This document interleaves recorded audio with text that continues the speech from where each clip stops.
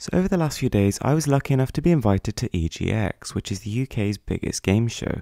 Welcome to the highlights.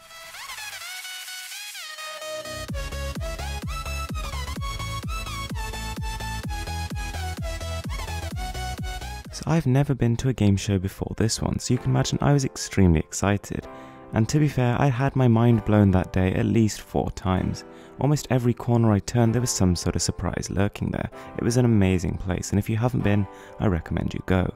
There was all the future, the upcoming games, the current games, right next to all the retro games, games we've not seen in generations. There were people who looked like they'd spent the last 2 years designing their costumes, and it was amazing. It's kind of that one place where everyone could just let loose and be who they want to be.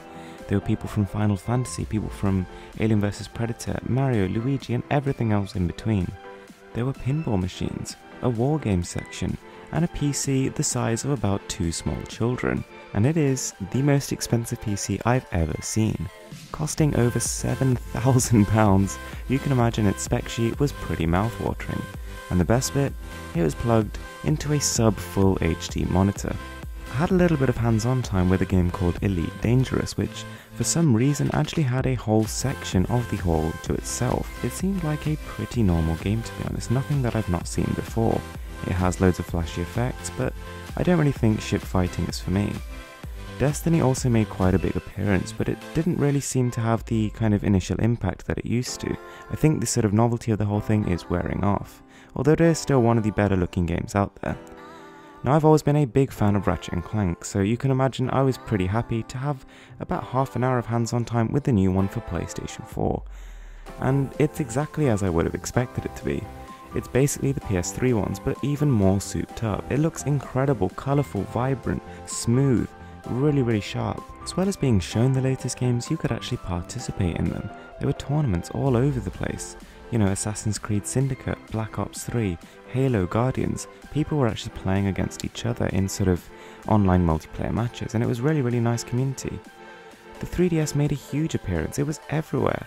There was Monster Hunter, there was Mario, there was Pokemon, there was all sorts of things. And so you can imagine my disappointment when I saw this in the PlayStation section. This is all they had for the PlayStation Vita. It's an absolute shamble. So as much as we really hate to admit it, it does very much seem that the Vita is no longer even a consideration for Sony. The Razer Black Widow Chroma is amazing, even if it is pretty trippy. Asus outed a whole new range of gaming laptops, and it's pretty much more of the same. There wasn't too much excitement about this stuff, but nonetheless they're packing serious power under the hood. Mobile gaming at over 1080p is starting to become a reality. And speaking of reality, I managed to actually escape from it. Visiting the HTC booth, they were actually demoing their Vive technology, and let me tell you, it is mind-blowing. But I will actually make a separate video on that just because of how much there is to say. Turtle Beach was also there, but I don't think many people actually noticed. Then we managed to see some Black Ops 3, and I have to say it's finally looking good. The company have just managed to clear up their visuals. It looks very much in line with most next-gen titles. It's colourful, vibrant, and there's plenty going on. But while it doesn't feel like they've really changed it too much from Advanced Warfare, they've definitely expanded the customization options, and I've no doubt the offline modes and zombies will be amazing. Tearaway Unfolded, which is a follow-on from the PS Vita exclusive Tearaway, looks absolutely fantastic on the PlayStation 4. It's really taken advantage of the system's power. The Halo queue was absolutely massive, so I really couldn't be bothered to wait in it. This is the best footage I managed to get, but it seems to be a lot smoother and more polished than previous versions, but again, not really too different. They've stuck to what they know works. You may remember a game called Worms. Designed by Team 17, this was one of my childhood favourites. But their new game, Worms WMD, just feels like more of the same. They've introduced tanks and buildings you can actually go inside to hide, but I can't see this game being a sellout success. Now, I actually got to try PlayStation VR as well, and it was good. It was quite a nice experience playing this sort of karting game and being able to sort of look around, but I didn't feel truly immersed in it. The resolution wasn't fantastic, and it is just your head that you can move, which when you compare to HTC's Vive technology, where you can actually walk around inside these virtual worlds, is a little bit underwhelming. There was a huge section for indie games, which seems to be the up and coming next thing.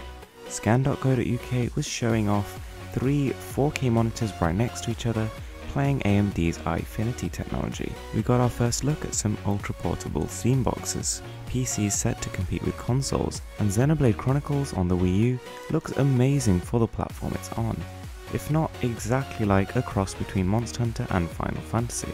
To be honest, the Wii U section was a total mixed bag. Splatoon went down really well, was playing on the big screen in the middle of the whole hall, but then we had games like this which I just did not understand why they were on show. When people go to a games show like EGX, they don't just go for the games, it's kind of like an experience to be immersed in that gaming world. And yeah, I mean, you just walk around there and they set up a whole scene, which is actually reminiscent of one of the areas in the new Assassin's Creed game. I thought that was really cool. I saw DCX, I met Yogscast, here's some food, and this is a pig. Thanks a lot for watching guys, I really appreciate it. And let me know, have you ever been to a games show? What was your experience like?